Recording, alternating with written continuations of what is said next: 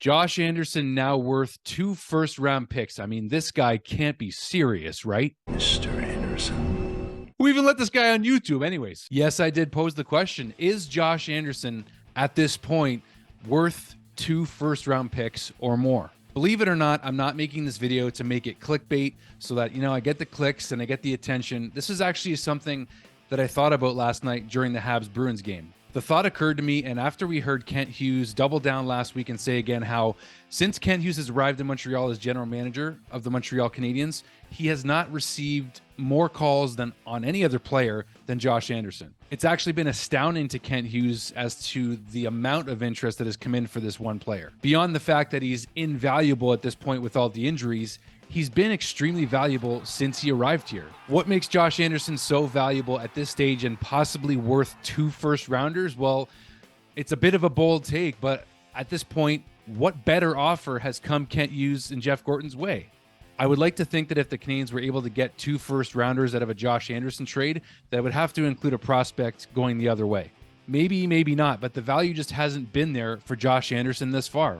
The way I see it right now is that the Canadiens can do very well on a Josh Anderson trade, or they can do potentially very poorly on a Josh Anderson trade. The reason I say that is because, yes, if they get another first rounder, you could potentially maybe throw another lottery ball, a third one maybe, into the Connor Bedard sweepstakes, or just end up with a 3rd first rounder in this year's draft. The other way is if Josh Anderson gets traded and these draft picks or anything else coming for Josh Anderson don't work out. But I mean, you have to think that Kent Hughes and Jeff Gorton are going to figure this out. So far, they really haven't disappointed on any trades.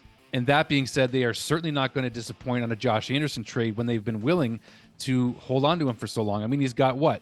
Josh still has 4 more years on his deal at $5.5 million, and the value he's giving them, I mean, he's not a crazy point producer, but he certainly knows how to do a lot of things well. So what are those things? Well, we know that Josh Anderson has breakaway speed. We know that he can score. We know that he can play physical. We saw last night even more so, and just in general lately, that he can block shots. The guy fought Milan Lucic less than 2 years ago and didn't get beat up. Josh took a few shots, but he held his own. Josh is also a leader. He has an A on his sweater, and for some reason, he just consistently seems to be able to find a way to light up the Toronto Maple Leafs. I witnessed it firsthand. It was a beautiful thing, and we saw it again the other night against the Leafs. Dare I say it, Josh Anderson has one more attribute that I do find that is particularly attractive still to the Canadiens, and that is, dare I say, he can be a game breaker. I know he's not a game breaker like some of the best players in the league per se, but as a power forward, this power horse, Josh Anderson, has that breakaway speed. He has game breaker ability. We saw it in the playoffs in the 2021 Stanley Cup run. We see it in the way that he plays. He's able to take over games sometimes when he wants to. Similar to Suzuki and Caulfield, he can turn the game on a dime with his offensive ability. And you saw Uri Slafkovsky playing with him recently before he got injured, and you hope that Uri Slafkovsky is going to be the next power forward that's going to be able to bring similar elements that Josh Anderson does.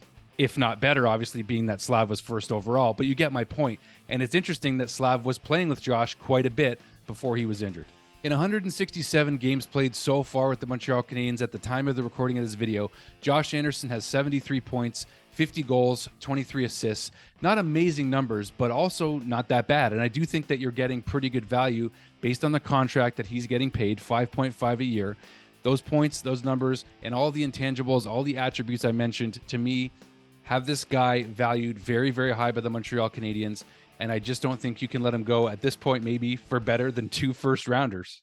By the way, I'm not suggesting 2 first-rounders in this year's draft. We know it's going to be as difficult as it is maybe to get a first-rounder in the 23 draft for the Bedard sweepstakes, but you could be looking at a 23 pick and maybe a 24 or 25 pick for Josh Anderson at the very, very least. Maybe I'm off my rocker. You guys can let me know, but I just think that they value Josh Anderson far too high right now, because frankly, the offer, and there's been plenty of them, and there's going to be maybe plenty more before this trade deadline, the right one just hasn't come. So if you have a better offer for Josh, package in a deal for me. I'd love to hear it.